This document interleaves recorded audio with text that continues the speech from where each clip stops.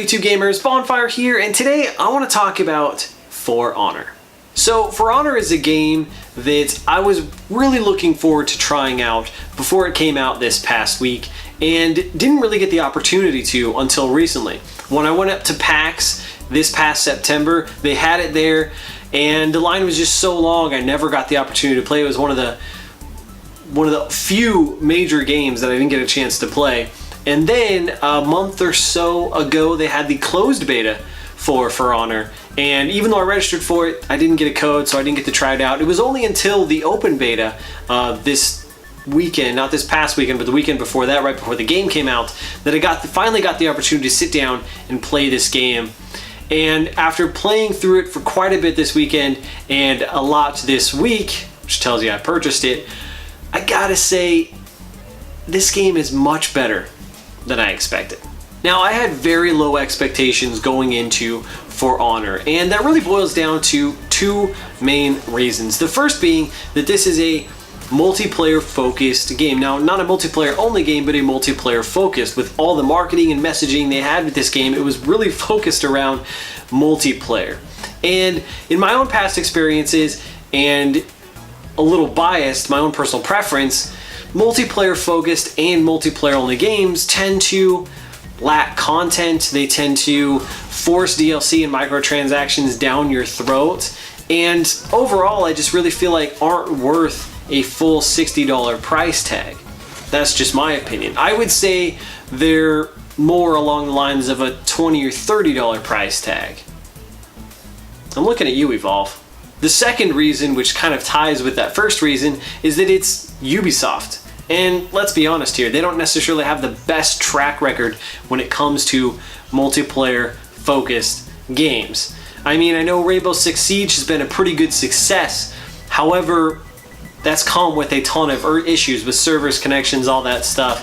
And then from my own experience with the first Watch Dogs, as I've said before many times on this channel, I really liked Watch Dogs multiplayer. I love the online hacking, the 1v1s are so much fun.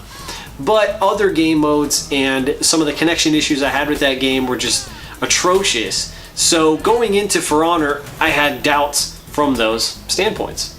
But I gotta say, Ubisoft proved me wrong.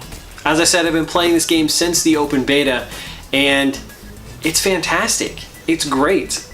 I want to play more of it. I think one of the things that makes For Honor so good is its combat. And its combat is really unique in the sense that on the surface it looks very simple. Hold left, hold right, hold up, and if you match the direction that your opponent's attacking you, you'll block it, and vice versa. And on surface, that's super simple. However, there's depth to it, and there's depth there where I would liken it to a fighting game. It's very similar to a fighting game in which you have to learn the individual characters, how they play, what they're good at, learn their different combos, and that's really cool. It's something I've been really enjoying learning, and this is coming from someone who doesn't particularly like fighting games. I don't really play fighting games outside of Smash Brothers. I'm just not good at it. So I think that says something. Within the multiplayer, you have several different game modes. You have your brawl game modes, which are your 1v1s and your 2v2s, and truth be told, I feel like the 1v1s are where this game really shines. I mean, that's where you separate the men from the boys. You really get to see the depth of the combat, and if you want to play For Honor, do the 1v1s. That's where I think you'll get the best For Honor experience. Then you have the team deathmatch game modes, which I think are included with Skirmish and Elimination. And Skirmish is basically like your TDM score-based game mode, 4v4. And then you have Elimination, which is 4v4, but only one life, and last team standing wins. I really like that game mode. I think it's pretty fun. Again, you kind of get that one-on-one combat, but you also get some team in there. It's just a lot of fun. And then you have the Dominion game mode, and this is the kind of the premier game mode, the unique game mode to For Honor, in which it's 4v4 and you have 3 flags similar to Domination. We have to capture and hold these flags, except the central flag, the B flag, has a bunch of AI characters, and it acts as like a war line between the two opposing sides, and you kind of have to push and pull that line to capture it, and it's just a lot of fun. It's chaotic, it's a big battle. It's fun kind of ganging up on people, though it sucks being ganged up on. And it's really cool to take down a bunch of the AI characters. I mean, one, you feel like a badass, but two, you can actually level up within that particular match, and think a la MOBA style, and you will level up your abilities that you can use. So it's pretty cool, and is a game mode that I've probably put the most time in. Additionally, within multiplayer, there's a lot of customization and depth to it. You can loot items from the battlefield, you can get different weapons, different weapon parts, different armor pieces, and you can completely customize all of that for each and an individual character that you're leveling up.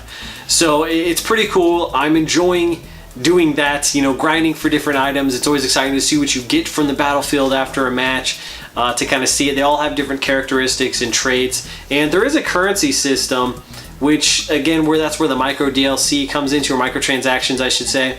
And from what I can tell, it's not pay to win, but truth be told, I kind of just stay away from that area because I really don't care about that stuff. Now, outside of multiplayer is the single player campaign, and I was very skeptical going into this because I expected something very similar to Rainbow Six Siege, where it's kind of, you're just playing a couple missions, there's not a lot of story, it's not really a cohesive campaign, it's kind of just a half-baked single player content. But I was wrong.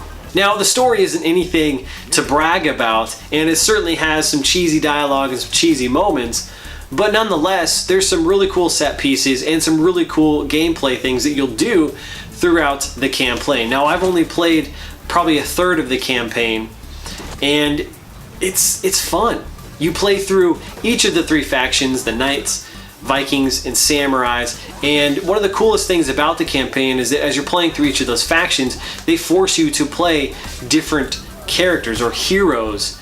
And that, I think that's really cool because I've myself learned different abilities and different move sets for those characters they forced me to play.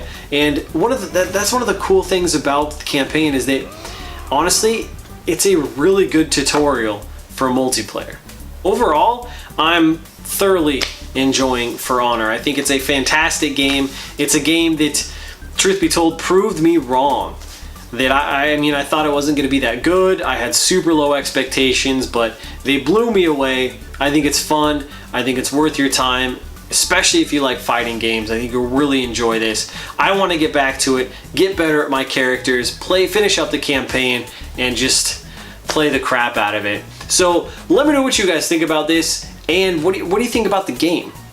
Let me know down in the comments below. Hope you guys enjoyed this video. And well, until next time, I'm Bonfire, and I will see you online. Yeah, now come up.